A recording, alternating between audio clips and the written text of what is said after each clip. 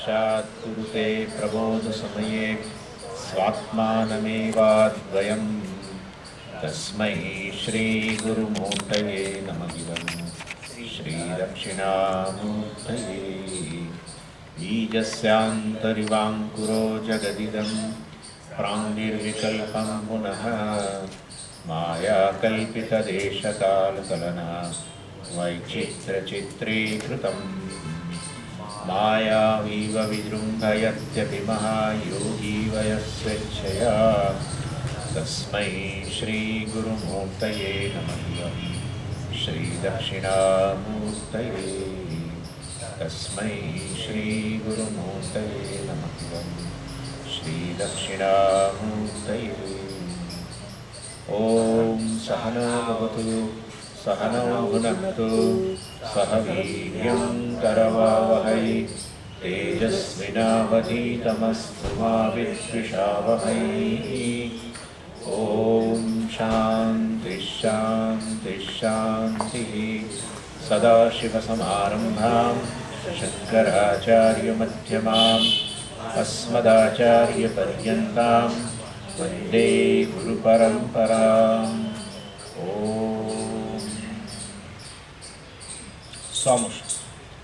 स्वप्नो भवत्यस्य विभक्त्यवस्था स्वमात्रशेषेण विभाति यत्र स्वप्ने तु बुद्धिः स्वयमेव जाग्रत कालीन नानाविधवासनाभिः। विवेक चूडामणीની અંદર વિવેકનું વર્ણન થાય છે. બધાના જીવનમાં વિવેક તો છે જ. બધા લોકો વિવેક તો કરતા હોય છે, નાની મોટી વસ્તુની અંદર વિવેક કરતા હોય છે. પરંતુ વિવેક ચૂડામણી એટલે સૌથી ઉત્કૃષ્ટ વસ્તુ. એટલે વિવેકને સૌથી ઉત્કૃષ્ટ પ્રકારનો વિવેક જેનાથી મનુષ્યના જીવનનું ધ્યેય સિદ્ધ થઈ જાય એ છે વિવેક છે આત્માનાત્મ વિવેક. એને સાક્ષી અહંકારનો વિવેક પણ કહેવામાં આવે છે. અહંકાર એટલે જીવ. આપણે જે છે ને બોલીએ છીએ ને હું આ હુંપણું જે છે એને આપણે આપણી વાસ્તવિકતા સમજીએ છીએ પણ એ નથી. હું છે હુંપણું જે છે એ પણ એક વૃત્તિ છે મનની, એને અહંકાર કહેવામાં આવે છે. અહંકાર એટલે અહમવૃત્તિ. આ અહમવૃત્તિ જે છે એ પણ વાસ્તવના એનો ઉદ્ભવ છે આ સાક્ષી પરમાત્મા છે, બ્રહ્મ છે, એમાંથી થયેલો છે, ચૈતન્યમાંથી થયેલો છે. એટલે અહંકાર સાક્ષીનો વિવેક અથવા તો આત્માનાત્મ વિવેક. સરળ આત્મા અને અનાત્મ વિવેક જે છે એ મુખ્યત્વે એનો વિષય છે. અને વેદાંત શાસ્ત્રને અંતર્ગત આ પ્રકરણ ગ્રંથ જે છે, આ પ્રકરણ ગ્રંથની અંદર એ પ્રકરણ ગ્રંથનું લક્ષણ એ છે કે ઉપનિષદની અંદર જે વસ્તુનું પ્રતિપાદન કરવામાં આવ્યું હોય, જે વિષયની ચર્ચા કરવામાં આવી હોય, એ વિષયમાંથી કોઈક અંશને હાઇલાઇટ કરવામાં અને એ અંશ અહીંયા આત્માનાત્મ વિવેક દ્વારા એ છેવટે હું બ્રહ્મ છું એ જ્ઞાન જે છે એ વસ્તુ એ વિષય જે છે એને અહીંયા હાઇલાઇટ કરવામાં આવે છે. ઘણું બધું ઉપનિષદમાં બધું ઘણું છે, સૃષ્ટિનું વર્ણન છે, બધું છે, પણ એ બધી ચર્ચા જે છે એટલી અહીંયા એ ગૌણ બની જાય છે. એનીવે એટલે અહીંયા અને અત્યારે આ આત્માનાત્મ વિવેકમાં પહેલાં અનાત્માની ચર્ચા શરૂ કરી. પ્રથમ અનાત્મા શું છે તો કે સ્થૂળ શરીર. આ સ્થૂળ શરીર હું નથી એ જાણવું સરળ છે. વિવેક કરતા નથી એ જુદી વસ્તુ છે. આપણે એટલે હું સ્થૂળ શરીર છું એવું કહું છું, એ મહાન અવિવેક થઈ રહ્યો છે. પણ વાસ્તવમાં સ્થૂળ શરીર અનાત્મા છે અને હું સ્થૂળ દેહ નથી. સરળ વસ્તુ એટલા માટે છે કારણ કે વાસ્તવની અંદર તમે જો જુઓ તો આ સ્થૂળ શરીરના પતન પછી પણ જીવનું અસ્તિત્વ ચાલુ રહે છે. એટલે તમે જો કર્મના નિયમથી ખાલી જો વિચારો ને તો તમને ખ્યાલ આવે કે હું સ્થૂળ શરીર નથી. કર્મનો નિયમ શું કે વ્યક્તિ જીવનમાં જે કંઈ કર્મ કરે એનું એણે કર્મફળ તો ભોગવવું પડે. આ એક કર્મનો નિયમ છે. કર્મ કરે એણે કર્મફળ ભોગવવું જ પડે. હે ને? આ મોરલ એટલે જેમ ભૌતિક નિયમો હોય છે એવો આ જે છે અલૌકિક નિયમ, મોરલ ઓર્ડર. અવશ્યમેવ ભોક્તવ્યમ શુભાશુભમ કર્મ. શુભ કે અશુભ કર્મનું ફળ જે છે અવશ્યમેવ ભોક્તવ્ય. કલ્પકોટી શતૈરપી. કલ્પકોટી એટલે કરોડો જન્મો પછી પણ તમે કરેલા કર્મનું ફળ ભોગવવું પડે. હવે જો સ્થૂળ દેહ હું હોઉં તો પછી વાસ્તવમાં હું તો કરતા છું, હું ભોગતા છું, હું પ્રમાતા છું, હવે હું બરાબર જો સ્થૂળ શરીર હોય તો સ્થૂળ શરીર કરતા બન્યું, સ્થૂળ શરીર ભોગતા બન્યું, સ્થૂળ શરીર પ્રમાતા બન્યું. તો સ્થૂળ શરીર કરતા હોય તો સ્થૂળ શરીરે કર્મો કર્યા, શુભ અને અશુભ કર્મો, તો સ્થૂળ શરીરે જે કર્મનું પરિણામ ભોગવવું પડે. બરાબર છે? તો સ્થૂળ શરીરે પરિણામ ભોગવવા માટે કરોડો વર્ષો સુધી ચાલુ રહેવું જોઈએ. બરાબર છે? અને તો પછી દાખલા તરીકે કોઈ વ્યક્તિએ આજે શુભ કર્મ કર્યું, માની લો, અને સમજો કે આજે રાત્રે જે ગુજરી ગયા, આજના દિવસમાં એમણે ખૂબ બધું દાન કર્યું, માની લો, કલ્પના કરો, ખૂબ દાન કર્યું. હવે એ કર્મનું ફળ ભોગવતા પહેલાં જ વ્યક્તિ ગુજરી જઈ શકે છે. તો હવે એ કર્મનું ફળ કોણ ભોગવશે? એ કર્મનું ફળ કોણ ભોગવે? સ્થૂળ દેહ કરતા હોય, સ્થૂળ દેહે કરેલું હોય આ શ્રેષ્ઠ કર્મ, શુભ કર્મ, તો એનું ફળ ભોગવવા માટે સ્થૂળ દેહે હાજર રહેવું જોઈએ. પણ સ્થૂળ દેહનું પતન થઈ જાય છે. તો સ્થૂળ દેહનું પતન થઈ જાય તો સ્વામીજી એણે કરેલા પુણ્ય કર્મનો નાશ થઈ જશે. એ તો થાય નહીં. કર્મ તો કર્મફળ આપ્યા વગર નાશ પામે નહીં. તો કર્મફળ આવ્યા નાશ ન પામે તો કરતા કોઈ બીજો હોવો જોઈએ જે સ્થૂળ દેહના પતન પછી પણ ચાલુ રહે. અને માટે એ કરતા ભોગતા જે આત્મા છે વાસ્તવમાં સ્થૂળ દેહ ન હોય શકે. આટલો વિચાર કરીએ ને તોય આપણે આ સ્થૂળ દેહને હું કહેવાથી છૂટીએ. સ્થૂળ દેહને અહમ ન કહો એટલે જીવનની ઘણી મુશ્કેલીઓ જતી. સ્થૂળ દેહને અહમ ન કહીએ એટલે આપણે આપણી જાતને રિલેટિવ ન કહીએ, સંબંધી ન કહીએ. સંબંધી, આપણા દેશમાં સંબંધી બનવું એ બહુ મોટી તકલીફ છે. આપણે આપણી જાતને સંબંધી માનીએ એટલે બહુ મુશ્કેલીઓનો પાર નથી. આપણે સંબંધી જ નથી. એટલે વાસ્તવની અંદર હું તો કરતા ભોગતા પ્રમાતા છું, જે વાસ્તવમાં સ્થૂળ દેહના પતન પછી પણ ચાલે. સ્થૂળ દેહની મર્યાદા મારી મર્યાદા બને, સ્થૂળ દેહના ગુણધર્મો બધા મારા ગુણધર્મો બને. સ્થૂળ દેહમાં થતી મુશ્કેલીઓ, જાત જાતની મુશ્કેલીઓ આવે છે. એક દિવસ કમર દુખે, બીજે દિવસ માથું દુખે, અને કશું ના થાય તો સ્થૂળ દેહ અમુક પ્રકારનો હોય, કર્મને અનુરૂપ જ હોય. તો એટલે સ્થૂળ દેહની દેખાવ એક પ્રકારનો હોય, ઊંચાઈ એક પ્રકારનો હોય, રંગ એક પ્રકારનો હોય, એમાં એની સ્વસ્થતા એક પ્રકારની હોય. અને એ બધી જ વસ્તુઓ આપણને સતત નડે જ છે. અને સ્થૂળ દેહનું લિંગ એક પ્રકારનું હોય. સ્ત્રી દેહ આપ્યો હોય તો સ્ત્રી દેહ આપ્યા પછી બીજા ભગવાનને ઘણીવાર ફરિયાદો કરીએ આપણે કે ભગવાન તે મને આ કેમ શરીર આપ્યા, પુરુષોની જેમ મને પણ તો કેવી મજા હોત, ખાવાનું પીવાનું અને હિંચકે ઝૂલવાનું, બીજું કંઈ કામ નહીં. ઇન શોર્ટ, સ્થૂળ દેહ આત્મા નથી એ જાણવું 5 મિનિટનું કામ. પણ આટલો વિવેક કરી શકતા નથી. આ પ્રશ્ન છે. અને માટે સ્થૂળ દેહને સતત અહમ કહેવો, આત્મા કહેવો, સ્થૂળ દેહને જ કરતા ભોગતા પ્રમાતા કહેવો, આત્મા કહેવો, ઇન શોર્ટ એ મહાન અવિવેક છે. એટલે પહેલો અવિવેકમાંથી છૂટવા માટે, વિવેક કરવા માટે, આત્મનાત્મ વિવેક કરવા માટે પહેલાં આ સ્થૂળ દેહ અનાત્મા છે એ વસ્તુ બતાવવામાં આવી. અને એમાં કેટલી બધી વસ્તુઓ બતાવી કે આ સ્થૂળ દેહ શેમાંથી બનેલો છે ને કેવો છે વગેરે વગેરે બધી વસ્તુનું વર્ણન થઈ ગયું. અને હવે સૂક્ષ્મ શરીર, સૂક્ષ્મ દેહની ચર્ચા ચાલી રહી છે. એ પણ અનાત્મા છે. પછી કારણ દેહની વાત આવશે, પછી આત્માની વાત કરશે. આમ કરીને આ વિવેક ચૂડામણીની અંદર આત્માનાત્મ વિવેકને બહુ ઇલાબોરેટલી કહેવામાં આવે છે. અને તમે જોઈ શકો છો આ વસ્તુ તત્વબોધ લાગે કેવું કે તત્વબોધ એ પ્રકરણ ગ્રંથ છે ને આ પ્રકરણ ગ્રંથ છે. તત્વબોધમાં પણ સ્થૂળ દેહ શું છે અને સૂક્ષ્મ દેહ શું છે ને આ બધી ચર્ચા છે. પણ અહીંયા જે ચર્ચા આવી, મેં કદાચ હું તમને બહુ સાચું કહું છું, અહીંયા સૂક્ષ્મ શરીર ને સ્થૂળ શરીરની જે ચર્ચા આપણે કરીએ એ કદાચ મેં પણ પહેલી વાર જ જાણી. એટલે વિચારો તમે, હજુ તો સૂક્ષ્મ શરીરમાં આપણે જોયું ગઈ વખતે, પણ મન વિશે મેં ઘણી બધી વાતો કરી, હજુ બીજી થોડી ચર્ચા કરવાની છે. આ બધી ચર્ચા ક્યાં તત્વબોધમાં કશું છે નહીં. તત્વબોધમાં તો સૂક્ષ્મ શરીરના ઘટકો બતાવે, નામ બતાવે, મન શું છે, બુદ્ધિ શું છે વગેરે નાની નાની વ્યાખ્યાઓ કરી, પણ ઇલાબોરેટલી ચર્ચા કરી. એટલે ઘણા લોકો મને કહે છે કે સ્વામીજી તત્વબોધમાં તો આ બધું આવે જ છે, સ્થૂળ શરીર, સૂક્ષ્મ શરીર ને કારણ શરીર, અને એ તો બધું અનાત્મા છે, અને આત્મા વિશેની વ્યાખ્યા તત્વબોધમાં કરેલી છે. પણ અહીંયા જે કરેલી છે એટલી લંબાણપૂર્વક ચર્ચા નથી. અહીંયા જે સ્પષ્ટતા કરવામાં આવી છે આ બધા વસ્તુઓની, અનાત્મ વિષયક કે આત્મ વિષયક જે સ્પષ્ટતા અહીંયા કરવામાં આવી છે એ અન્ય ગ્રંથો માટે પ્રત્યેક ગ્રંથનું પોતાનું મહત્વ પણ સાથે સાથે રહ્યું છે. એનીવે, હવે અહીંયા શંકરાચાર્યજી આ શું કર્યું, શું એમણે કે આ સ્થૂળ દેહ, સૂક્ષ્મ દેહ, કારણ દેહ જે છે એને અવસ્થા સાથે સાંકળી લીધા. એટલે સ્થૂળ દેહની એટલે જાગ્રત અવસ્થાની અંદર સ્થૂળ દેહની પ્રધાનતા હોય છે. જાગ્રત અવસ્થાની આપણી બધી પ્રવૃત્તિઓમાં સ્થૂળ દેહનું જ મહત્વ છે. સ્થૂળ દેહનું જ મહત્વ છે. શિક્ષણ લેવાથી માંડીને ભણવા, એડમિશન લેવાથી માંડીને શરૂ કરી ભણવા પછી નોકરી કરવાની, નોકરી કરીને આ મેળવવાનું તે મેળવવાનું, બધું છેવટે આ સ્થૂળ દેહના રક્ષણ માટે છે ખરેખર.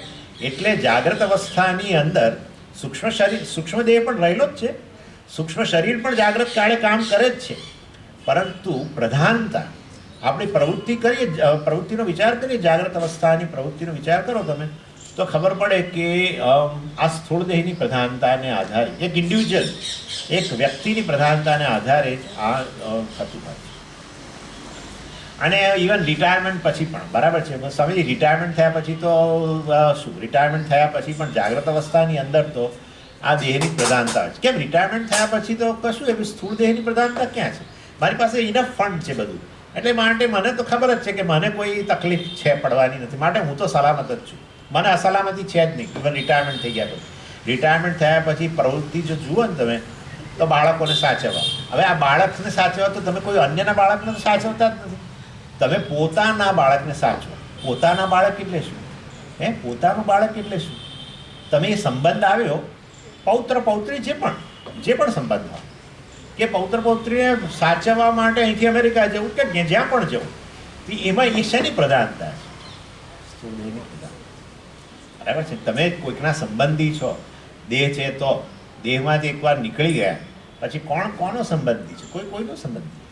ઇન શોર્ટ, તમે રિટાયર્ડ થયા હો, ન રિટાયર્ડ થયા હો, જાગ્રત કાળની બધી પ્રવૃત્તિઓનું કેન્દ્ર સ્થૂળ દેહને રક્ષણ કરવાનું છે. એ આચાર્યએ પહેલાં એ કનેક્ટ કર્યું સ્થૂળ દેહ સાથે. અને હવે અહીંયા કહી રહ્યા છે સ્વપ્નાવસ્થા જે છે, જે સ્વપ્નાવસ્થાની અંદર હવે એવું નથી કે જાગ્રત અવસ્થાની અંદર મન કામ નથી કરતું, પરંતુ મેં કહ્યું પ્રમાણે સ્થૂળ શરીરની પ્રધાનતા હોય છે અને મનની પ્રધાનતા, સૂક્ષ્મ શરીરની પ્રધાનતા. સૂક્ષ્મ શરીરમાં મનની પ્રધાનતા જ ખાસ તો, કારણ કે ઇન્દ્રિયો વગેરે સુષુપ્તિની અંદર જે છે એ તો આરામ ફરમાવે છે, અને સ્વપ્નની અંદર એ પણ તમે જોવાનું, સાંભળવાનું બધું જે કરો છો એના માટે જુદી ઇન્દ્રિયોનો સેટ તમને આપવામાં આવે છે. એટલે એ સ્વપ્ન અવસ્થાની અંદર સૂક્ષ્મ શરીરની પ્રધાનતા હું એમ કહું ખરો, પણ સૂક્ષ્મ શરીરમાં મનની જ પ્રધાનતા છે, કેવળ મનની પ્રધાનતા. એ મન દ્વારા જ ઇન્દ્રિયોનું નિર્માણ વગેરે થયેલું છે. ચાલો, એની એટલે સ્વપ્નાવસ્થાની અંદર સ્થૂળ દેહની સભાનતા જ નથી, કારણ કે સ્વપ્નાવસ્થા સુષુપ્તિમાં ગયા પછી આવે છે. એ બહુ મહત્વની વસ્તુ છે. કોઈ દિવસ જાગ્રતમાંથી સીધું સ્વપ્નમાં જવાતું નથી. જાગ્રતમાંથી સુષુપ્તિમાં થઈને પછી સ્વપ્નાવસ્થા આવે છે, અને એ વસ્તુ બહુ વિલક્ષણ જ છે. સુષુપ્તિ બહુ જરૂરી છે. કોઈ પણ વસ્તુનું નિર્માણ કરવું હોય ને તો અજ્ઞાન જરૂરી છે.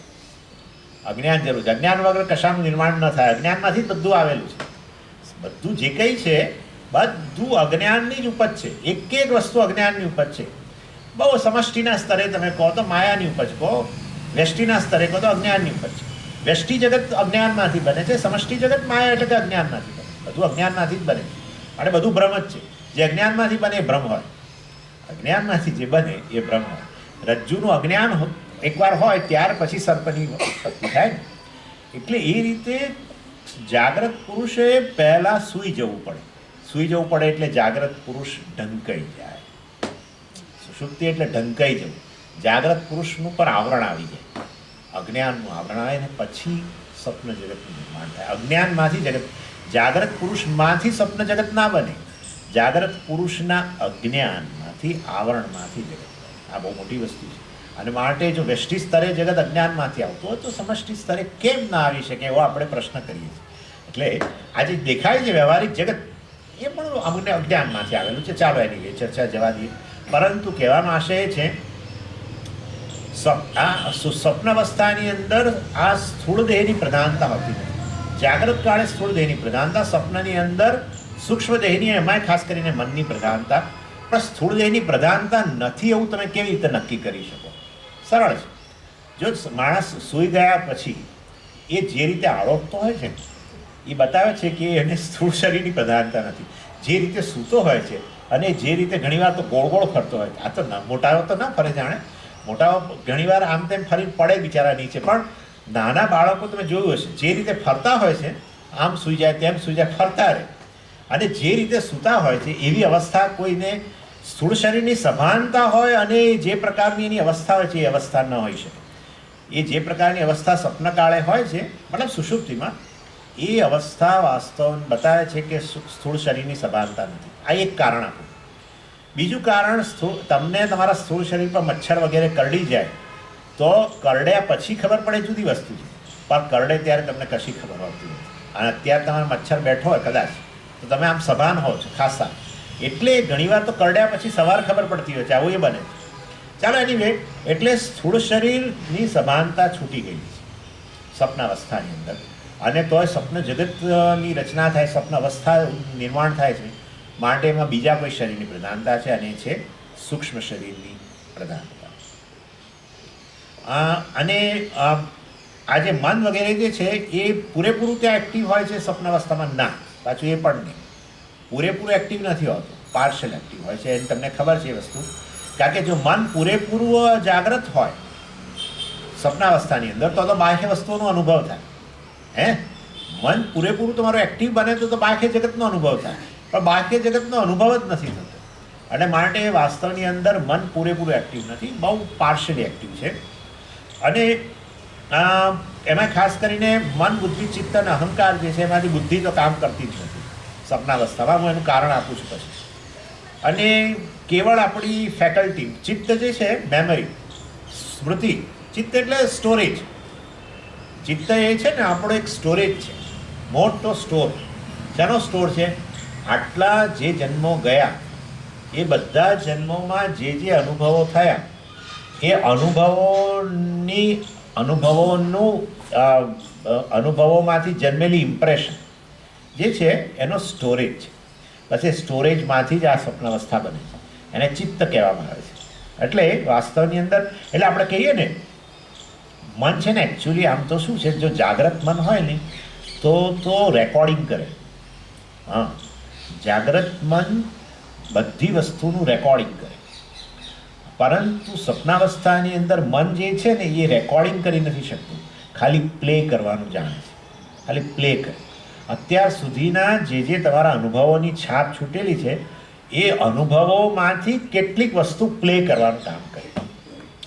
એટલે વાસનાઓમાંથી, ઇન શોર્ટ, કે સ્મૃતિમાંથી આ સ્વપ્ન જગતનું નિર્માણ થતું હોય છે. એટલે બતાવે છે કે વાસ્તવમાં મન જે છે, જે ખરેખર રેકોર્ડિંગનું કામ કરી શકે, એ રેકોર્ડ તરીકે સ્વપ્નાવસ્થામાં હોતું. અને મન પોતે જ વળી પાછું આ આખા બધા જ સમગ્ર જગતનું નિર્માણ પણ કરે. એટલે મન પોતે જ વાસ્તવમાં ઇન્દ્રિયો બની જાય. મન પોતે જ મારા માટે, મતલબ સ્વપ્ન દ્રષ્ટા માટે મન પોતે જ ઇન્દ્રિયો બને. સ્વપ્ન દ્રષ્ટા માટે મન પોતે જ બધા વિષયો બને, ઇન્દ્રિયોના વિષયો, શબ્દ, સ્પર્શ, રૂપ, રસ, ગંધ બને. મન પોતે જ સ્વપ્ન દ્રષ્ટા બને, મન પોતે સ્વપ્નના વિષયો, મન પોતે સ્વપ્નના વિષયોનો ઉપભોગ કરવાના કરણો બની જાય, બધું એ બની જાય. અને પછી મન પોતે જ એ વચ્ચેનો જે ઇન્ટરેક્શન, વ્યવહાર જે છે, ઇન્દ્રિયોનો વિષયો સાથેનો વ્યવહાર, એ પણ બધું મન પોતે જ કરે. અને એના કારણે બધી પ્રવૃત્તિએ કરે, અને એના કારણે કોઈ ફળ આવે તે પોતે પાછું મન જ. આમ કરીને તમે જુઓ તો આખું જગત, જે હું આની વાત કરવાનું છું કે એમાં મુખ્યત્વે આ જગત છે ને એને આપણે ઘણી રીતે જોઈએ છીએ. એમાંનો એક પદ્ધતિ એવી છે જગતને જોવાની, એને ક્રિયાકારક ફલના રૂપમાં કહેવામાં આવે છે. ક્રિયા, તમે જગતમાં કોઈ પણ વસ્તુ લેશે ને તમને, તો ક્યાં ત્રણમાંથી એક જ વસ્તુ હશે. ક્યાં તો વસ્તુ પોતે કર્તાના રૂપમાં હોય, ક્યાં કારકના રૂપમાં. કારક એટલે શું? ક્રિયાની નિષ્પત્તિ માટે જે એસેસરીઝ જોઈએ, કર્મ કરવા માટે જે સાધનો જોઈએ, એ સાધનોના રૂપમાં એ બધાને કારકો કહેવાય. એટલે કર્તા જો હોય, કોઈ કરતા હોય, દાખલા તરીકે અત્યારે હું જગતનો ભાગ છું, કર્તા, વક્તા, અને તમે બધા જો છો કર્મ છો. કર્મ એટલે તમે બધું હું જે કહું છું એને તમે સાંભળી રહ્યા છો, હું તમને ઉદ્દેશીને કહી રહ્યો છું. મારી બોલવાની ક્રિયાના તમે કર્મ છો, કારણ તમે શ્રોતાઓ છો, તો તમે કર્મ, તમે જગતના ભાગ. તો આ કર્મ છે એ કારક કહેવાય. આપણે બધા અહીંયા આ હોલમાં, આ જગ્યામાં બેસીને આપણે સાંભળી રહ્યા છીએ, તો એ પણ કારક કહેવાય. આ બધું સાંભળવા માટે સાધનો જોઈએ, હે ને, આ બધું એ પણ કારક કહેવાય. આમ તમે જુઓ તો જગતની પ્રત્યેક વસ્તુ ક્યાં તો કરતા, ક્યાં કર્મ, ક્યાં કરણ, અને પાછું કોઈ પ્રયોજન. પ્રયોજન એ જગતનો ભાગ. અત્યારે તમે સાંભળી રહ્યા છો કારણ કે તમને વિવેક ચૂડામણી વિષયમાં રસ છે વગેરે, મોક્ષમાં રસ છે, એટલે પ્રયોજન. અને તમે બધા એક જગ્યાએ આ વિદ્યાનગરમાં કોઈ જગ્યાએ રહો છો ત્યાંથી અહીંયા આવ્યા, આમ કરીને મતલબ એ અપાદાન વગેરે. ઇન શોર્ટ કહેવાનો આશય મારો એ છે કે જગતની પ્રત્યેક વસ્તુ ક્યાં કર્તાના રૂપમાં, ક્યાં કર્મ કરણ વગેરેના રૂપમાં અથવા ક્રિયાના રૂપમાં. અત્યારે હું કર્તાના રૂપમાં છું અને બોલવાની ક્રિયા કરી રહ્યો છું, એ જગતનો ભાગ છે. આમ જગત ખાલી 3 જ વસ્તુનું બનેલું છે. આ તો આ જગતની વાત કરી મેં, પણ સ્વપ્નમાં બધું આ મન બની જાય. આપણી વાસનાઓ છે, આપણું સ્ટોરેજ, એ જ બધું બની જાય. સપનાની અંદર હું દર્શન કરતો હોઉં કે હું કંઈક કરી રહ્યો છું, હું બોલતો હોઉં, મને સપના આવું જ આવે. મને સપના શેનું આવે? બોલવાનું જ આવે. અને હું એટલે બોલનારો હું બની જાઉં. હવે આવતા અઠવાડિયાથી પછી મતલબ મારે બધું જે કંઈ વિચારું બધું અહીંયા જ કરવું પડશે ને. આવો ક્લાસ તો પછી શક્ય નથી. ઇન શોર્ટ, સપનામાં બોલનારો હું બનું, એટલે કરતા હું બનું. તમે બધા શ્રોતાઓને પણ હું નિર્માણ હું જ કરું, એટલે મારું મન જ કરે. અને બોલવાની ક્રિયા પણ કોણ? મન જ. આ બધું એટલે સ્વપ્નની અંદર પણ કર્તા, કર્મ, કરણ, ઇન્સ્ટ્રુમેન્ટ્સ, આ બધા સાધનો, બધી જ વસ્તુ, પ્રયોજન બધું છે બટે ક્રિયા પણ. ઇન શોર્ટ એટલે અહીંયા સ્વપ્નો એટલે અહીંયા કહેવામાં આવે છે સ્વપ્નાવસ્થાની અંદર જેમાં આ મન જ સૂક્ષ્મ શરીર જે છે એ જ સર્વ કાંઈ બની જાય છે, એની પ્રધાનતા છે. ઇન શોર્ટ એવો કહેવાનો આશય છે. એટલે અને એટલું જ નહીં, અત્યારે જેમ જુદી જુદી પ્રકારની લાગણીઓ વગેરે આ જગતમાં દેખાય છે, એવી રીતે સ્વપ્નમાં પણ બધી લાગણીઓનું નિર્માણ થાય. એ પણ મન. સ્વપ્નમાં ક્રોધ આવે, સ્વપ્નમાં બધું થાય છે ને. આવું બધું સ્વપ્નમાં રડવાનું થાય, સ્વપ્નમાં આ થાય તે થાય, એ બધું મન. એટલે મન કે સૂક્ષ્મ શરીરની જ સ્વપ્નમાં પ્રધાનતા છે. જેમ સ્થૂળ શરીરની પ્રધાનતા જાગૃત કાળે છે, એમ સૂક્ષ્મ શરીર એમાંય ખાસ કરીને મનની જ પ્રધાનતા. એમાંય પૂરેપૂરું મન નહીં, કેવળ મનનો એક ભાગ જેને ચિત્ત કહી શકાય, જેને મેમરી કહી શકાય, જેને વાસનાઓનો સ્ટોરેજ હાઉસ કહી શકાય, એ જ વાસ્તવમાં એમાંથી, એ પાછી બધી વાસનાઓ તો નહીં, એમાંથી થોડીક. પણ સ્વામીજી એ કોણ નક્કી કરે કે આટલો બધો વાસનાનો ભંડાર હોય એમાંથી અમુક જ વાસનાઓ બહાર આવે રોજે રોજ સ્વપ્નમાં જુદી જુદી? એ કોણ નક્કી કરે? એ કર્મ નક્કી કરે. કર્મ, આપણા કર્મ, એ કર્મને આધારે નક્કી થાય. અને માટે દરેકને આવતા સ્વપ્ન ભિન્ન ભિન્ન હોય, અને તમને આવતા સ્વપ્ન રોજે રોજ જુદા જુદા હોય. એક વાર સપના આવે તમને આનંદ થાય, બીજી વાર સપના આવે તમને ભય ઉત્પન્ન થાય, ત્રીજી વાર સપના આવે એમાં તમને કંઈ દુઃખની લાગણી પણ જન્મે, બધું થઈ શકે.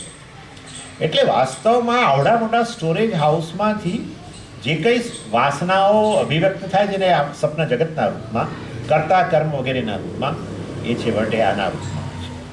અને કેટલાક લોકો સ્વપ્નની ચર્ચા કરે. આ સ્વપ્ન વિશે બહુ વૈજ્ઞાનિકો કામ કરે છે બિચારા.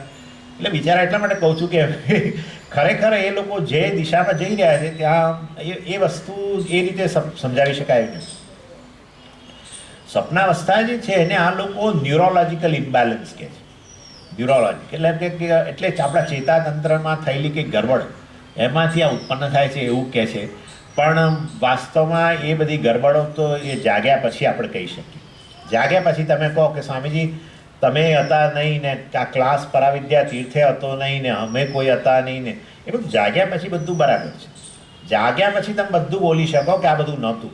પણ વાસ્તવની અંદર સ્વપ્ન કાળે તો આ બધા ઠોસ પદાર્થો હોય છે.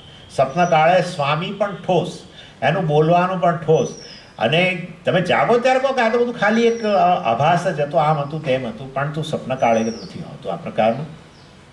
ઇન શોર્ટ, આ બે વસ્તુ સિદ્ધ થાય છે એની અંદર કે જેમ જાગ્રત કાળે આ બધી જ વસ્તુઓ છે કેવળ બ્રહ્મ છે, પરમાત્મા છે, એવી ને એવી રીતે સ્વપ્ન કાળે પણ બધી જ વસ્તુ કેવળ મન જ છે.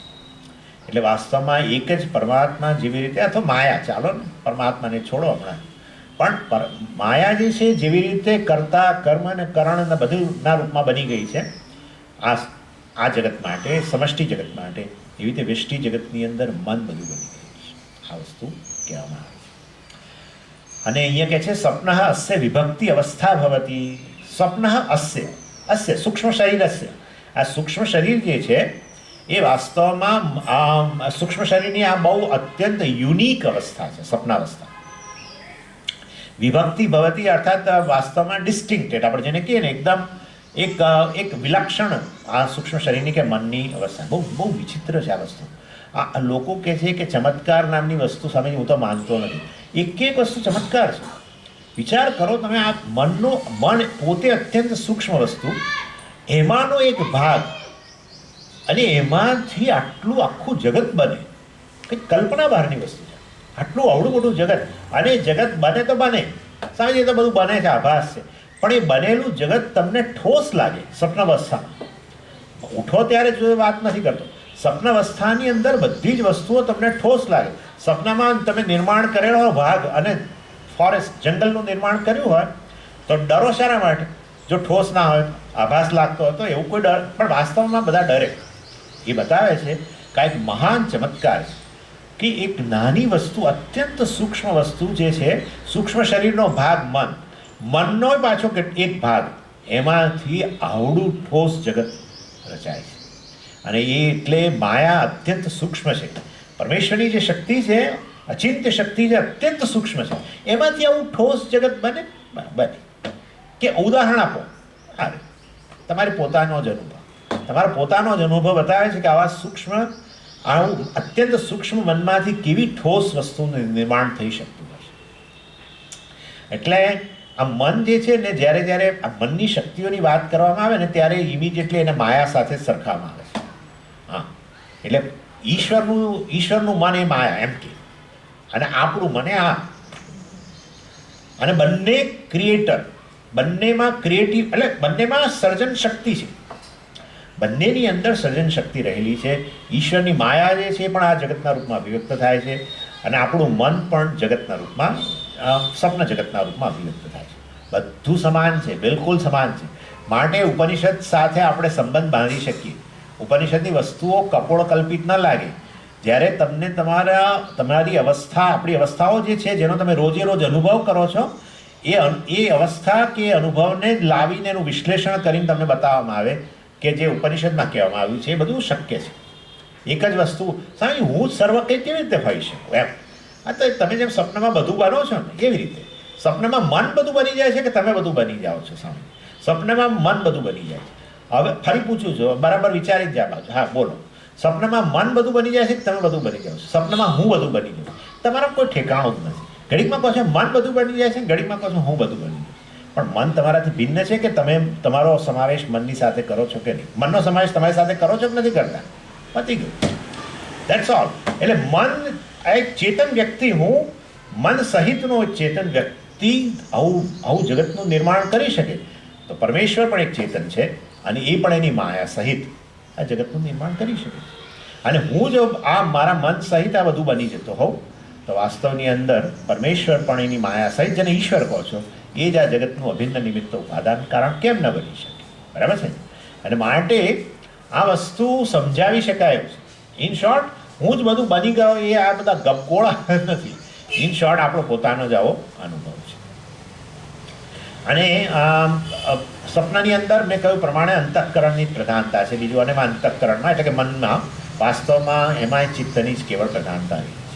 ચાલો, હવે આ સ્વપ્નાવસ્થા જે છે એનો કેવી રીતે અનુભવ થાય છે? એટલે કહે છે સ્વમાત્રેણ શેષેણ વિભાતિ. સ્વમાત્ર શેષેણ એટલે સ્વપ્નની અંદર આ જે સૂક્ષ્મ શરીર વગેરે જે છે એ કોઈ સ્થૂળ શરીરની મદદ વગર બધું કામ કરે છે. આ એક બહુ સુંદર વસ્તુ અહીંયા કહી આચાર્ય. સ્થૂળ શરીરની મદદ વગર જ સ્વપ્નાવસ્થામાં સૂક્ષ્મ શરીર બધી પ્રવૃત્તિ કરે છે.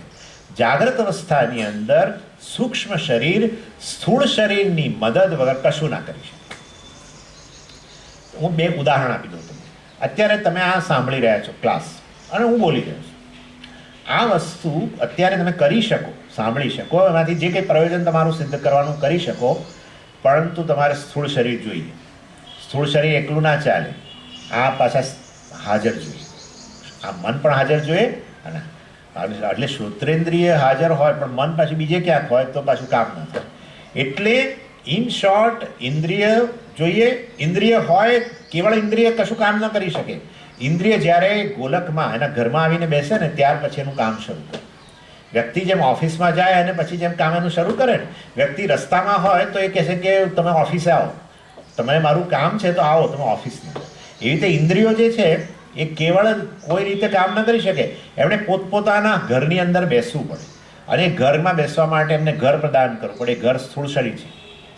એટલે જાગ્રત અવસ્થાની અંદર આ જ ક્લાસ સાંભળવા માટે તમારી આંખો, તમારું અંતઃકરણ, તમારો કાન અને તમે પોતે આખું સ્થૂળ શરીર હાજર જોઈએ.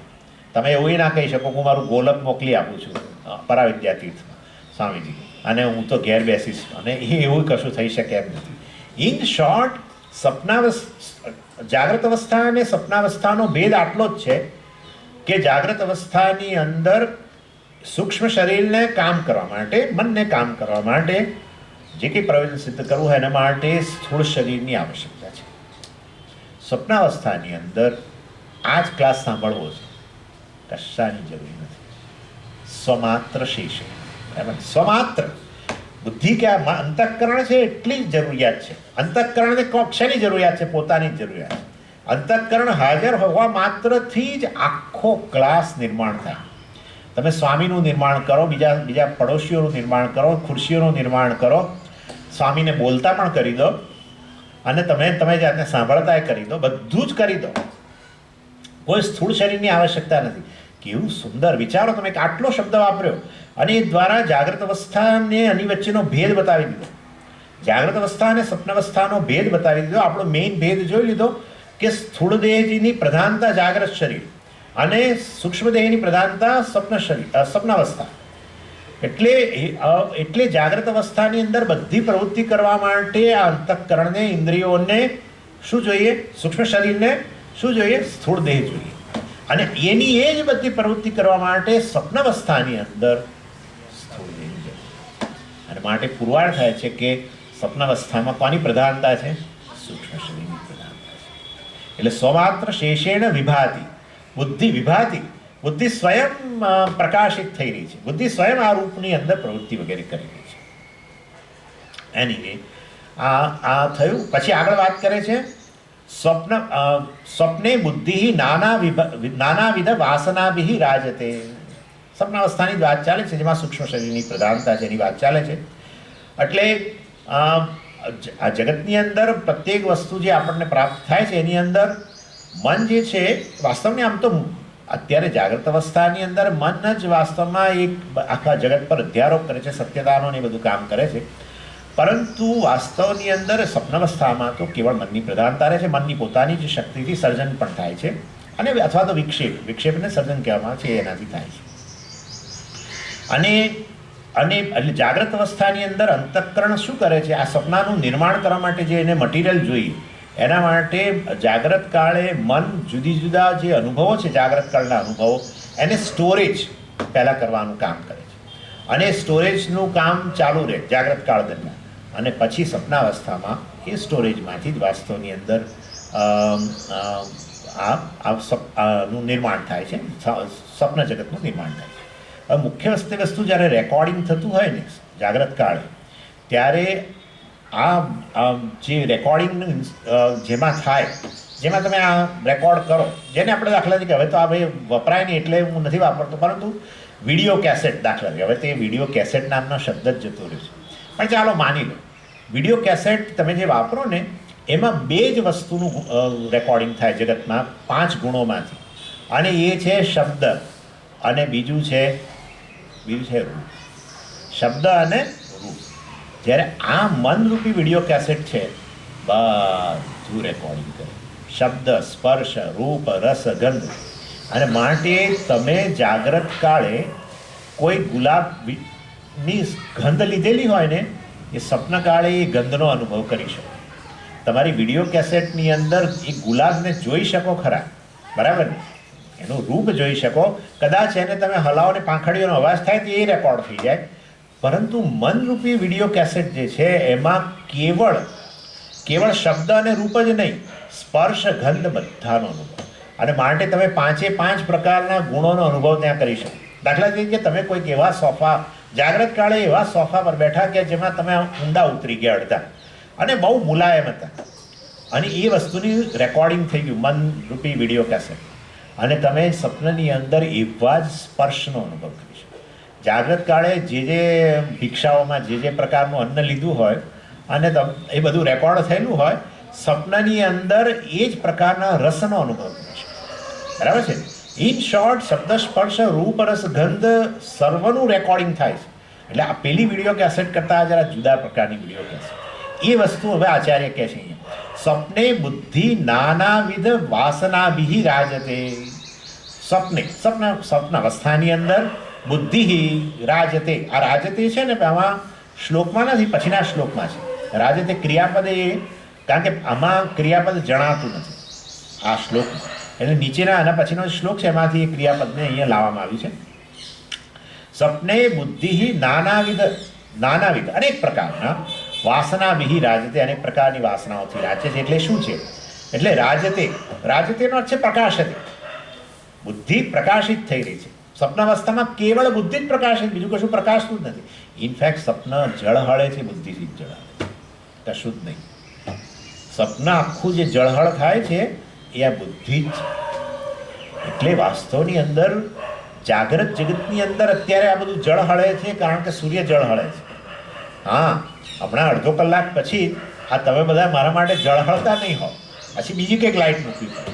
પણ સ્વપ્ન જગતની અંદર હું તમને બધાને જોતો હોઉં સ્વપ્નની અંદર. આ જ રેકોર્ડિંગ અત્યારે થઈ રહ્યું છે. અને અમેરિકા ગયા પછી દાખલા તરીકે હું આ પ્લે થાય માનો સ્વપ્નની અંદર, અને ત્યારે કોઈ પ્રકારના સૂર્ય, ચંદ્ર, અગ્નિ બધા વગર તમે બધા જળહળ થતા હોય છે. થઈ શકે ને? હા. એટલે બુદ્ધિ રાજતે. સમગ્ર સ્વપ્ન જગતને ઉજાળનારી આ બુદ્ધિ છે. સ્વપ્ન જગતના બે મુખ્ય કામ. સ્વપ્ન જગતના બધા જ કર્તા કર્મ બધી જ વસ્તુઓનું નિર્માણ કરે. સ્વપ્ન જગતની અંદર સ્વપ્નનો ભોગતા અને આ ભોગ્ય વિષયોનું નિર્માણ કરે બુદ્ધિ, અને બધાને પ્રકાશિત. અને લોકો ચમત્કાર શોધે છે, આનાથી મોટો ચમત્કાર કોઈ છે નહીં. અને જો તમારે આ સૂક્ષ્મ શરીરની હું વાત કરી રહ્યો છું, સ્થૂળ શરીર એનાથી મોટો ચમત્કાર છે. તમે, મને તો હું નથી એનો અધિકારી એના વિશે બોલવાનો, પણ કોઈ ડૉક્ટર હોય ને, જે સારા પ્રતિષ્ઠિત ડૉક્ટરને જઈને જરા પૂછો ને, તો તમને કહેશે કે આ સ્થૂળ શરીર જેટલું મહાન ચમત્કાર બીજું કશું નથી.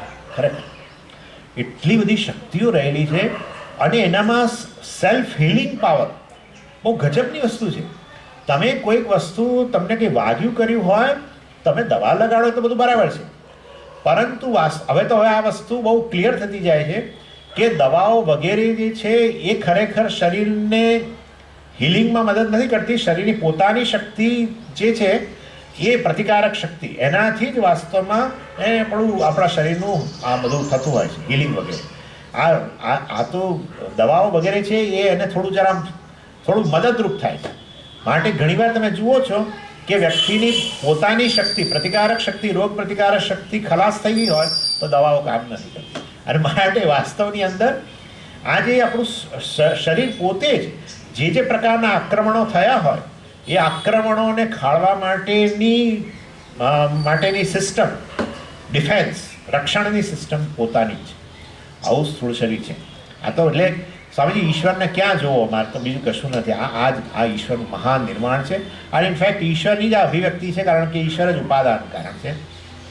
ચાલો, એની એટલે સ્વપ્ને બુદ્ધિ નાનાવિધ વાસનાભિ રાજતે. સ્વપ્નની અંદર જ બુદ્ધિ આ રીતે બધા જ વિષયોનું નિર્માણ કરે. વિષય સર્વ વસ્તુ ક્રિયા બધાનું નિર્માણ કરે અને બધાને પ્રકાશિત પણ કરે. આ બધું નિર્માણ થયા કે પછી તમને અંધારું નથી લાગતું, બધા જ પ્રકાશિત પણ થઈ ગયા છે. માટે એ બુદ્ધિ પોતે જ પ્રકાશિતના રૂપમાં છે. અને પછી આગળ કહે છે શંકરાચાર્ય બીજો આ બુદ્ધિ રાજતે કહ્યું, તો આમાં કેવી રીતે પ્રકાશે છે એ વસ્તુ હવે કહે છે. નાનાવિધ વાસનાભિ રાજતે. એટલે બુદ્ધિ વિવિધ પ્રકારની વાસનાઓના રૂપમાં જ એ પ્રકાશિત થઈ છે. જે તે વિષયો છે સ્વપ્ન જગતના, એ બધા કેવળ વાસનાના જ રૂપ છે. મેં તમને કહી દીધું, વાસનામાંથી જ વાસ્તવમાં બધું નિર્માણ થયું છે. એટલે સ્વપ્નમાં તમે તમારો દીકરો જુઓ તો એ વાસ્તવમાં સ્થૂળ શરીર ભલે બધું જોતા હો, પણ કેવળ વાસના. તમે જાગ્રત કાળે એનો જે અનુભવ કરેલો છે ને, એની જે છાપ વાસનાના રૂપમાં રહેલી છે, એ જ પાછો અભિવ્યક્ત થાય છે. એટલે સ્વપ્નમાં દીકરો જે જુઓ છે એ વાસનાના રૂપમાં છે. જાગ્રત જગતમાં જુઓ દીકરો એ વાસ્તવની અંદર એ તો આ મહાભૂતોના રૂપમાં રહેલો છે. એનીવે, એટલે નાનાવિધ વાસનાભિ રાજતે. આ અનેક પ્રકારની વાસનાઓના રૂપમાં જ સમગ્ર સ્વપ્ન જગત જળહળી રહ્યું છે. અને વાસનાઓ ક્યાંથી આવી? બસ વાસનાઓ બીજું કશું જ નથી, રેકોર્ડિંગ છે. શેનું રેકોર્ડિંગ છે? આ આપણા અનુભવોનું. ક્યારે થયેલા અનુભવો? જાગ્રત કાળે થયેલા.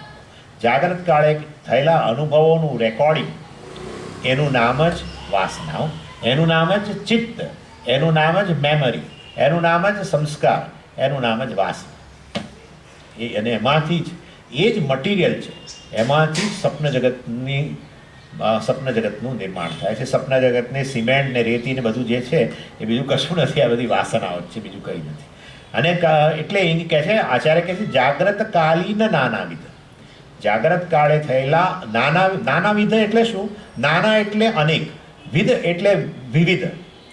બે વસ્તુ છે, અનેકતા હોય અને વિવિધતા. બરાબર?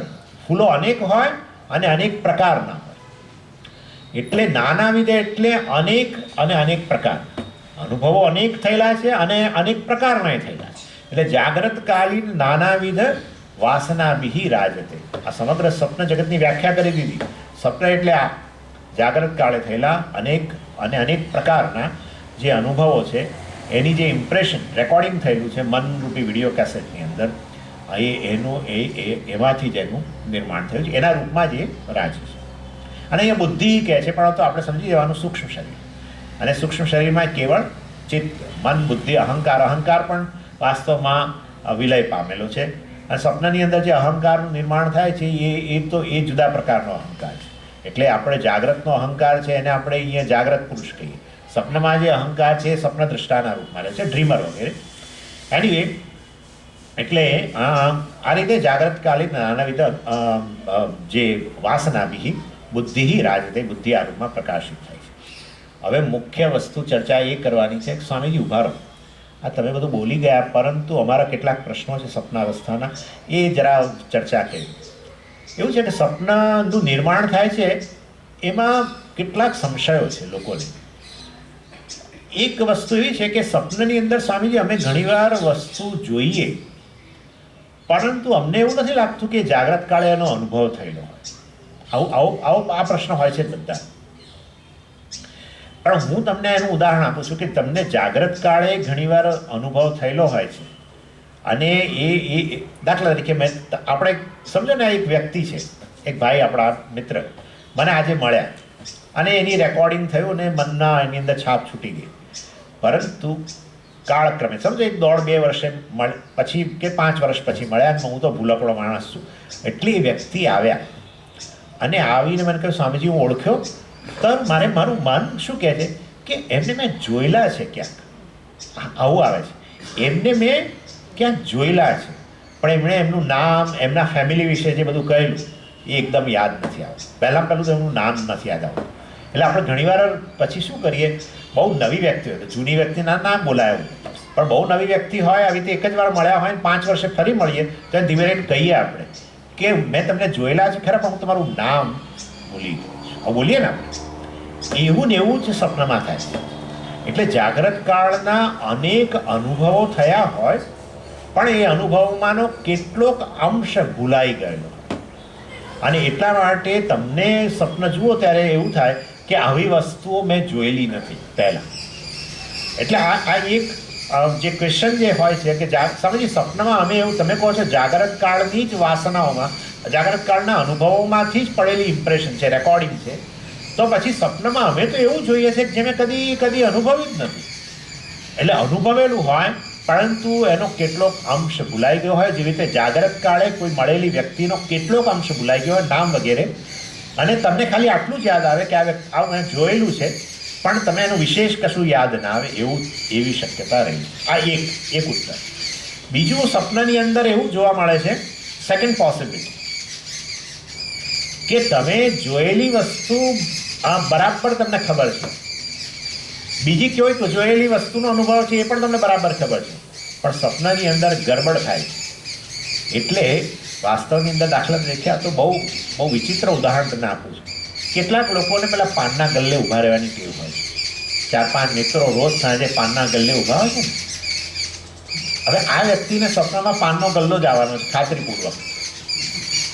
તો એ પાનના ગલ્લે અને પાનના ગલ્લે ઊભે રહેનારા મિત્રો બધા, એ બધાને જુએ ખરો સ્વપ્ન, પણ આણંદમાં જોવાને બદલે અમદાવાદમાં જોઈએ શક્ય. આ જ ગલ્લો, આ જ લોકો આખો ને આખો ગલ્લો જુદી જગ્યાએ. એટલે સપનામાં આવું બધું પણ બહુ થાય. અને જેમ આ લોકો વૈજ્ઞાનિકો કહે ને ક્લોનિંગ થતું હોય. ક્લોનિંગ એટલે ખબર ને કે પેલા ભેગું કરીને બનાવે નવા જ પ્રકારની વસ્તુ. એવી રીતે સ્વપ્ન જગતની અંદર આ વાસ્તવની અંદર આ પ્રકારનું થાય છે. એક જગ્યાની વસ્તુ બીજી જગ્યા સાથે જોડવામાં આવે. ઘણીવાર આપણો આ તો ઠીક છે, પણ આવું સપના આવી શકે કે જેમાં તમારો મિત્રને તમે જુઓ પણ તમારો મિત્રનો ચહેરો કોઈ બીજે પ્રાણીનો હોય એ શક્ય છે. ઇન શોર્ટ કંઈ પણ શક્ય છે. એટલે સપના જગતની આ એક બીજી પોસિબિલિટી છે. સપના જગતનું જે નિર્માણ થાય છે એમાં જુદા જુદા ઘટકોને એ બધાનો અનુભવ થયેલો છે. એટલે તમે મને આવું કહો કે સ્વામીજી મેં કોઈ સફેદ હાથી જોયો જ નથી, પણ હું સપનામાં મેં સફેદ હાથી જોયો, તો તમે આવું કેવી રીતે કહી શકો કે જાગ્રત કાળના અનુભવોની વાસનામાંથી જ નિર્માણ થાય છે? એવું તમે ન કહી શકો, કારણ કે મેં સફેદ હાથી ક્યારેય જાગ્રત કાળે જોયો નથી. જરૂરી નથી. સફેદ કલર તમે જોયેલો છે અને કાળો હાથી તમે જોયેલો છે. સપનાની અંદર સફેદ રંગ અને કાળા હાથીનો કાળો રંગ કાઢીને સફેદ કરવાનું કામ મન માટે અઘરું નથી. ઇન શોર્ટ, એટલે આ પ્રકારની વસ્તુ છે. એટલે કે આ બીજી પોસિબિલિટી.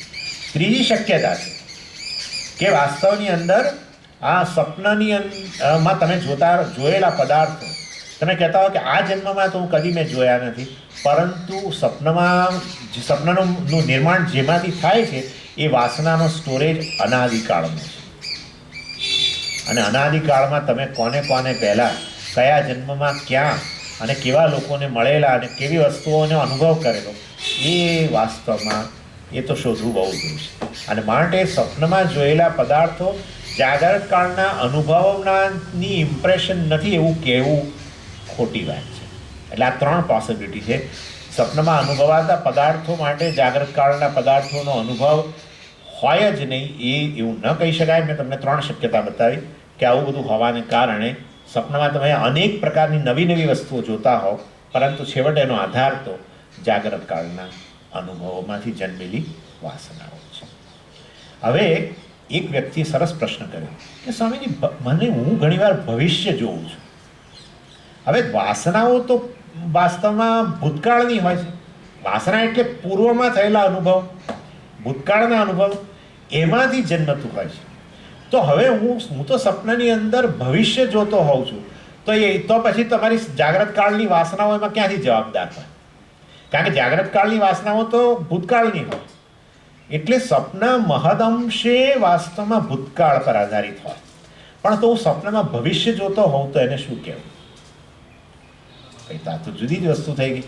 એને સપનાવસ્થા ન કહેવાય. અને આવી શક્તિ મનમાં રહેલી છે. આ શક્તિઓને આપણે વિકસાવેલી નથી. એને ESP કહેવામાં આવે છે, એક્સ્ટ્રા સેન્સરી પરસેપ્શન. અને આ પ્રાણીઓમાં છે. હું તમને કહું, અત્યારે એનો સ્ટડી ચાલે જ છે કે કેટલાક જીવજંતુઓ, દાખલા તરીકે અતિવૃષ્ટિ થવાની હોય એ પહેલાં એમને કંઈક ખબર પડી જતી હોય છે. ભવિષ્યની ખબર એમને પડે છે. કેટલાક પ્રાણીઓ પેલો અર્થક્વેક, આ ધરતીકંપ વગેરે થવાનો હોય એ પહેલાં ઉભરાઈને બહાર નીકળી જતા હોય છે. આ બધું, અને આનો સ્ટડી ચાલી રહ્યો છે બહુ મોટો, કે આવું પ્રાણીઓની કેટલીક બિહેવિયર, મનુષ્યથી ઇતર બીજા જીવજંતુઓ પ્રાણીઓની આવી બિહેવિયર જોવા મળે છે કે જેમાં એ લોકોને ભવિષ્યની ખબર પડી જતી હોય છે. અને એવી દ્રષ્ટિએ આપણને ક્યારેક કંઈક આવો ભવિષ્યની વસ્તુઓ જણાય. આપણા મિત્રોને કેટલાકને અનુભવ થાય છે આવો ભવિષ્યમાં બનનારી વસ્તુઓની જાણે અણસાર આવ્યો હોય, તો એ વસ્તુ શક્ય છે. એને સપનાવસ્થા સાથે કોઈ સંબંધ નથી. આ એક વસ્તુ. તો સ્વામીજી તો પછી એવું હોય તો હું મારું ભવિષ્ય કેમ ના જાણી શકું?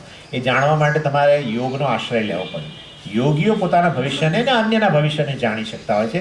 અર્થાત આપણી જે કેપેસિટી છે ભવિષ્યને જાણવાની, એ ભવિષ્યને જાણવાની કેપેસિટીને વિકસાવવા માટે યોગ સાધન છે.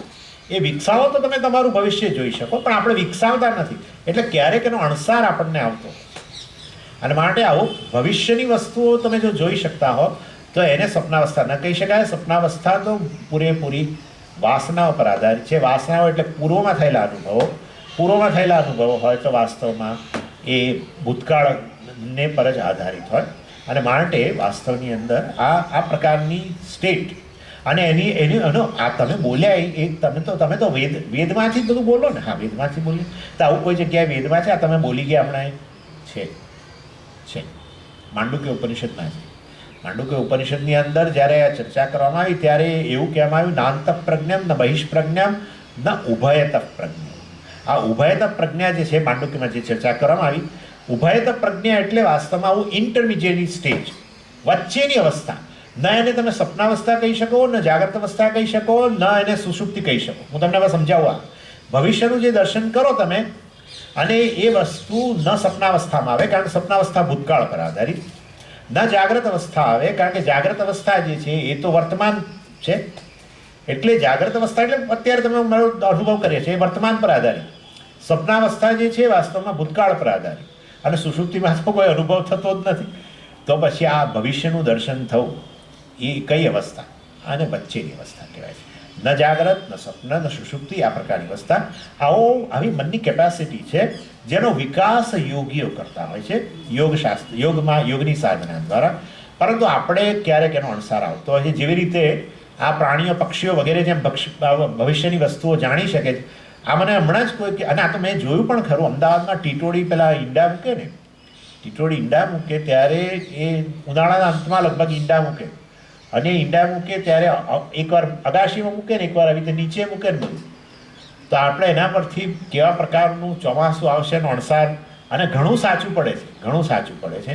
અને વૈજ્ઞાનિકોએ વસ્તુને સ્વીકાર્યું છે. વિચારો તમે, વૈજ્ઞાનિકો સ્વીકાર્યું છે ને અત્યારે એ લોકો અભ્યાસ કરી રહ્યા છે કે એ લોકોને કયા આધારે ખબર પડે છે જેથી કરીને અમે માનવજાતને બચાવી શકીએ, ધરતીકંપમાંથી બચાવી શકીએ, અને આ બધા અતિવૃષ્ટિમાંથી બચાવી શકીએ વગેરે.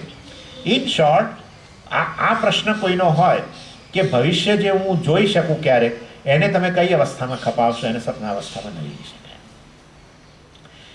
પણ એ સિવાય દાખલા તરીકે તમે ભવિષ્યનો અંદર સપનામાં જોતા હો કદાચ કંઈક વસ્તુ, એ તો કલ્પના કરતા હશો.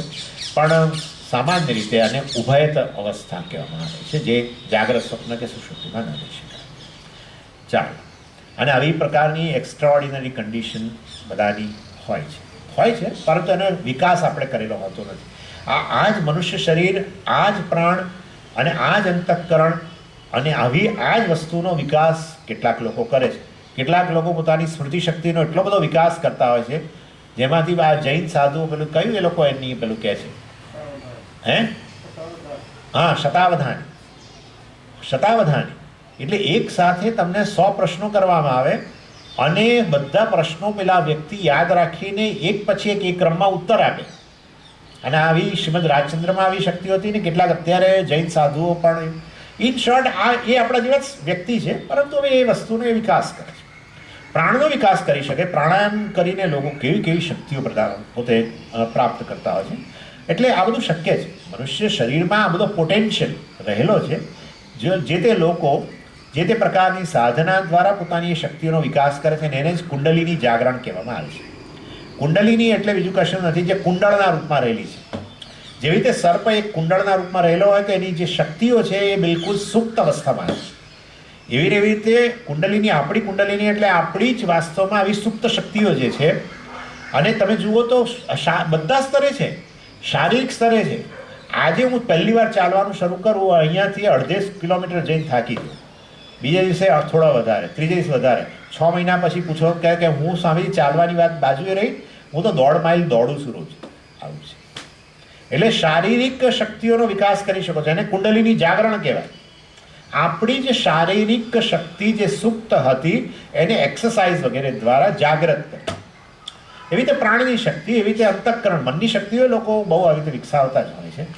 ઇન શોર્ટ, આ બધી કોઈ વસ્તુઓ સામે જે કુંડલીની જાગરણ કરીને લોકો હસી કાઢતા હોય છે. હસવાની વાત નથી, આપણે સમજવાની વસ્તુ છે કે આ યોગીઓ કુંડલીની જાગરણ એટલે ખાસ કરીને યોગીઓ જે કરે છે તો પ્રાણ શક્તિને જ એ લોકો વધારે વિકસિત કરતા હોય છે. અને એના કારણે જે યોગીઓનું આયુષ્ય બીજા લોકોની સરખામણીમાં ઘણું જ વધારે હોય છે, કારણ કે પ્રાણ જે છે એ જે આપણી જીવન સાથે સીધો સંબંધ છે પ્રાણ સાથે, એ પ્રાણ શક્તિ પર એમનું ખાસું એવું પ્રભુત્વ છે, અને કારણે એમનું આયુષ્ય પણ ઘણું લાંબુ હોય છે. ઇન શોર્ટ, આ બધું શક્ય છે. એનીવે, આ બાય ધ વે, હવે ચર્ચા આગળ. કર્ત્રાદિભાવમ પ્રતિપદ્ય રાજતે યત્ર સ્વયં ભાતિ હ્યયં પરાત્મા ધીમાત્ર કોપાધિરશેષ સાક્ષી ન લિપ્યતે તત્કૃતકર્મલેશૈઃ યસ્માદસંગસ્તત એવ કર્મભિઃ ન લિપ્યતે કિંચિદુપાધિના કૃતૈઃ. તમને થશે કે સ્વામીજી આ રીતે શ્લોક વંચાતો હશે, પણ આને વિષમ વૃત્ત કહેવાય છે. વિવેક ચૂડામણીની અંદર એવા શ્લોકો છે જેને તમે ગાઈ ન શકો એવું છે. હવે વિષમ વૃત્ત એટલે શું કે જેમાં છંદનો ઠેકાણો નથી, એને વિષમ વૃત્ત કહેવાય. જેવી રીતે ભગવદ્ ગીતા વગેરેની અંદર તમે ગાઈ શકો, ધર્મક્ષેત્રે કુરુક્ષેત્રે સમવેતાયુત્સવઃ મામકાઃ પાંડવાશ્ચૈવ કિમકુર્વત સંજય, એ તો ગાઈ શકો છો કારણ કે છંદોબદ્ધ છે. પણ અહીંયા મહારાજે ખબર નહીં કોઈ કારણસર એવું કરેલું નથી, એટલે શ્લોકોને જાણે વાક્ય વાંચતા હોય ને એ રીતે વાંચવા પડે છે. એટલે તમને થશે કે આ વિચિત્ર લાગે સ્વામી, પણ શું એમાં કોઈ રસ્તો નથી. અને આ એવો છે અને પછીનો શ્લોક એવો છે. કેટલા બધા આગળ આપણે જોઈ ગયા એવા કેટલાય શ્લોકો કે જે મારે આ રીતે ખાલી સિમ્પલ વાંચી જવાના હોય એવું. એની હવે કર્ત્રાદિ ભાવમ પ્રતિપદ્ય રાજતે, આ હું તમને યાદ કરાવું. આ રાજતે ક્રિયાપદ આપણે પહેલાં વાપરી દીધું. મેં કહ્યું હતું એ વખતે કે આ પછીનો જે શ્લોક આવે છે એમાંથી આપણે એને ઉઠાંતરી કરી અને ઉછીનું લીધું છે. કર્ત્રાદિ ભાવમ પ્રતિપદ્ય રાજતે એટલે બુદ્ધિ રાજતે. સ્વપ્નાવસ્થા એટલે આ બુદ્ધિનો શું આપણે જેને કહીએ વિલાસ. હા, વેરી ગુડ. બુદ્ધિનો વિલાસ. આ જગત જેમ માયાનો વિલાસ, જગત માયાનો વિલાસ એટલે અંબાનો વિલાસ, પરમેશ્વરીનો વિલાસ છે ખાલી. એવી રીતે વાસ્તવની અંદર આ સમગ્ર સ્વપ્ન જગત જે છે એ બુદ્ધિનો વિલાસ છે.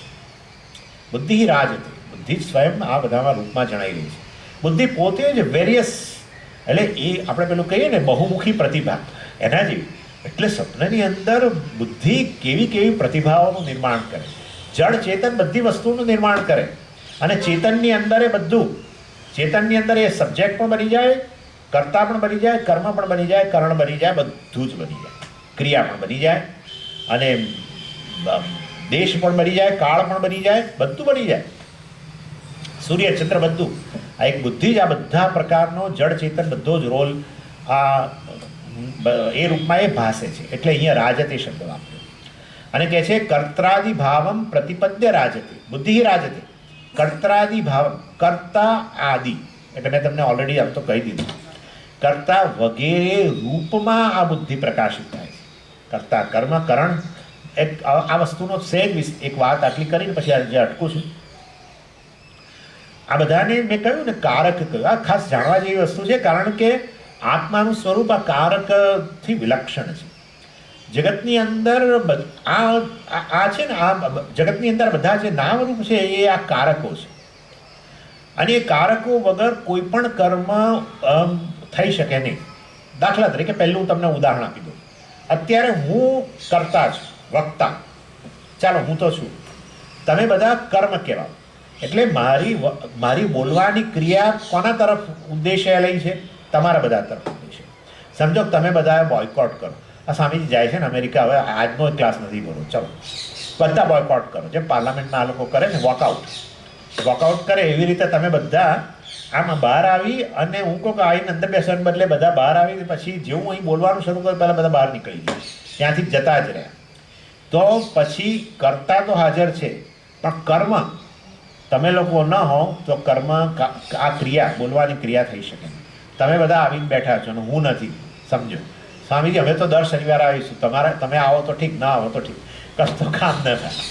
ઇન શોર્ટ, કરતા ન હોય અને બીજા બધા કારકો હાજર હોય, સ્થાન હાજર છે. સ્થાન પણ એક કારક કહેવાય અને એને લોકેશન એ કારક છે, જેને સપ્તમી વિભક્તિથી બતાવવામાં આવે છે. થોડું તમારું માથું ખાવાનો વિચાર છે મારો.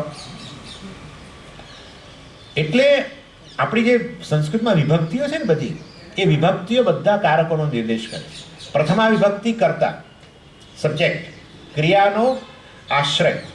જે ક્રિયા થાય એ ક્રિયાનો આશ્રયને કર્તા કહેવાય. બોલવાની ક્રિયાનો આશ્રય કર્તા, વક્તા કહીએ આપણે. ચાલવાની ક્રિયાનો આશ્રય ગંતા, ખાવાની ક્રિયાનો આશ્રય, બરાબર ને? એટલે એ કર્તા કહો તમે. આ એને પ્રથમા વિભક્તિમાં બતાવે. દ્વિતીય વિભક્તિમાં એ ક્રિયા જે છે શેના માટે કરો છો તમે? અરે ભાઈ આ મિત્રો બધા આવીને બેઠા છે અને એટલા માટે મારે થોડુંક કંઈક બોલવું પડશે આ બધું વિશે.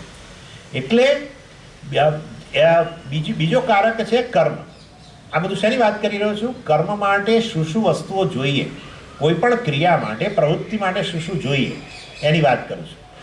તો એમાં પહેલો કર્તા, બીજું તમે કર્મ, અને એને દ્વિતીય વિભક્તિમાં બતાવે. ત્રીજું છે કરણ, સાધનો જોઈએ. તમે હાજર છો અને હું હાજર છું, પરંતુ હું બોલી શકતો જ નથી.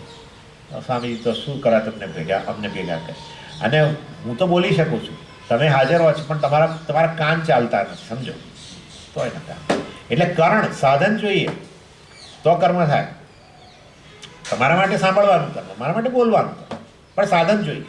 મારા માટે વાગિન્દ્રિય જોઈએ, તમારા માટે શ્રોત્રેન્દ્રિય જોઈએ. ઇન શોર્ટ, કર્તા, કર્મ, ત્રીજું કરણ, એને તૃતીય વિભક્તિમાં બતાવે. પણ આ સ્વામીજી અમે તો આવ્યા પછી હું પૂછું, શેના માટે તમે લોકો અહીં આવ્યા? આ પ્રશ્ન તો ખરેખર અમારે ઘરે જ પૂછી લેવાની જરૂર હતી, તો વધારે સારું થાય. તમે લોકો એક પ્રયોજનને ધ્યાનમાં રાખીને આવો છો, અને જે મોક્ષ વગેરે, એટલે એને ચતુર્થી વિભક્તિમાં બતાવે. તમે કરો છો, તમે આવીને બેઠા, હું બોલું છું, આ બધી જ વસ્તુ છેવટે એક પ્રયોજન માટે, અને એ પ્રયોજન ચોથી વિભક્તિમાં. પાંચમી વિભક્તિમાં તમે કયું સ્થાન છોડીને આવ્યા, કર્મ તમે કરો છો, આ ચાલીને આવ્યા કે જે તે તમારા ઘરેથી આવ્યા, કોઈ બીજી જગ્યાએથી આવ્યું, તો એને પાંચમી વિભક્તિમાં બતાવે. અને જ્યાં તમે આવીને બેઠો, જ્યાં કર્મ થઈ રહ્યું છે એ સ્થાન, એને સાતમી વિભક્તિમાં બતાવે. સમજી, છઠ્ઠીનું શું? છઠ્ઠી વિભક્તિ નહીં, છઠ્ઠી વિભક્તિ ખાલી સંબંધ બતાવે. અને સંબંધ છે ક્રિયામાં સીધો ઉપયોગ ના હોય. રામ જે છે એ વનમાં જઈ રહ્યા છે, હું એમ કહું, બરાબર?